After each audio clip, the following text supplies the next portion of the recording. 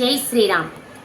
సీతయు తనకు ప్రియము చేసిన హనుమన అలసట తీరగను ఎందైనను ఆ రాత్రిని గడిపి మరలి పొమ్మని తెలిపెనుగా.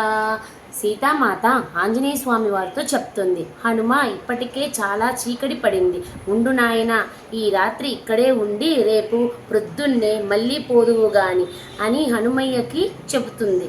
ఆ రాత్రి ఇక్కడే గడపమని అమ్మవారు హనుమయ్యకి చెప్తుంది. అమ్మ, రేయి అయినా పగలు అయినా నేను రామకార్యానికై వచ్చాను, ఎక్కడ ఆగను. ఎంత వేగముగా వచ్చానో అంతటి వేగముతో వెళ్ళి శ్రీరాములకి ఇక్కడ విషయాలన్నీ చెప్పి ఆ రాముల వారిని ఆ వానర సైన్యాన్ని అందరినీ తీసుకువచ్చి నిన్ను కాపాడిదనను అని హనుమయ్య మాట ఇస్తున్నారు. సీతమ్మ వారు అక్కడ చెట్లన్నీ చాలా వికసించి కాయలు, పువ్వులు, పండ్లు చాలా ఉన్నాయి కదా.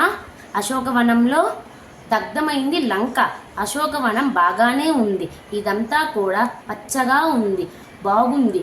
పండ్లు పండి ఉన్నాయి, పువ్వులు బాగా వికసించి ఉన్నాయి. ఇప్పుడు హనుమయ్య స్వామి ఏం చేస్తారో రేపు తెలుసుకుందాం. జై శ్రీరామ్.